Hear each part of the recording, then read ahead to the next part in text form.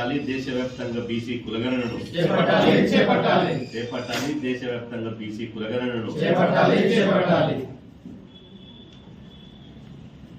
Jadula Srinivas Goud BC సంక్షేమ సంఘం జాతీయ అధ్యక్షులు. మరో 2 నెలల్లో దేశంలో పార్లమెంట్ ఎన్నికలు జరగబోతున్నాయి. ఈ పార్లమెంట్ ఎన్నికల్లో అన్ని రాజకీయ పార్టీలు తమ ఎన్నికల మేనిఫెస్టోలను రూపొందిస్తున్నాయి.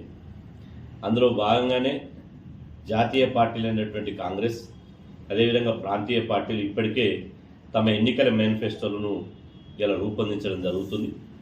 ఇదే సందర్భంలో దేశవ్యాప్తంగా ఉన్నటువంటి దేశంలో ఓబీసీల ప్రధాన ఆకాంక్ష అయినటువంటి జాతి జనగణనలో సమగ్ర కులగణన చేపట్టాలని చెప్పి అనేక సంవత్సరాలుగా దేశవ్యాప్తంగా ఓబీసీలు పెద్ద ఎత్తున ఉద్యమిస్తున్నారు.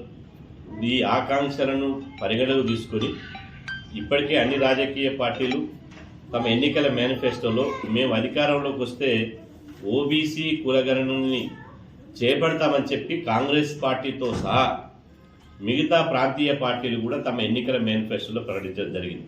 అదేవిధంగా తమ రాజకీయ పొలిటిక్ బ్యూరోలో కూడా ఇలా మేము అధికారంలోకి వస్తే దేశంలో కులగణన చేస్తామని చెప్పి వాళ్ళు కూడా తీర్మానం చేశారు. కానీ ఒక్క బీజేపీ పార్టీ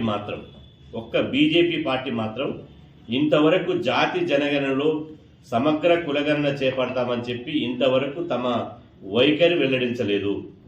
ఈరోజు దేశవ్యాప్తంగా బీసీలు మాకు కులగణన కావాలి, కులగణనే మాకు ముఖ్యము, మా వాటా ఏందో మాకు తేలాలని చెప్పి ఓబీసీలు కోరుతుంటే ఇవాళ ఇదేమి పట్టించుకోకుండా ఇవాళ బీజేపీ ప్రభుత్వం దేవుళ్ల పేరుతో ముందుకొచ్చి దేవుళ్ల పేరుతో ఓట్లు అడగాలని చూస్తున్నది. ఇలా మేము అడిగేది మాకు కావాల్సింది ఇంటింటికి అక్షంతలు కాదు, మాకు కావాల్సింది ఇంటింటికి కులగణన కావాలి, ఇంటింటికి మా లెక్కలు కావాలి. మా లెక్కలు తీయాల్సినటువంటి సామాజిక బాధ్యత కేంద్ర ప్రభుత్వాన్ని మీద ఉంది. అందుకోసమే ఇది చివరి పార్లమెంట్ సమావేశం. ఎన్డీఏ ప్రభుత్వంలో 10 సంవత్సరాలైంది.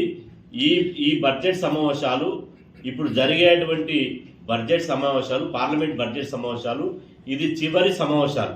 ఈ చివరి సమావేశాల్లో ఇలా బీసీ కులగణన కోసం ఇలా కేంద్ర ప్రభుత్వం నిర్ణయం తీసుకోవాలి. బీసీలకు చట్టసభల్లో రాజకీయ రిజర్వేషన్లు పెట్టాలి, కేంద్రంలో ప్రత్యేక మంత్రిత్వ శాఖ పెట్టాలి, జనాభా దామాష్ ప్రకారం బీసీ రిజర్వేషన్లను ఇలా 27% నుంచి 50% పెంచాలనేటువంటి ప్రధాన డిమాండ్లతోటి ఫిబ్రవరి 8వ తేదీన పార్లమెంటును ముట్టడించాలని చెప్పి ఈరోజు నిర్ణయం తీసుకోవడం జరిగింది.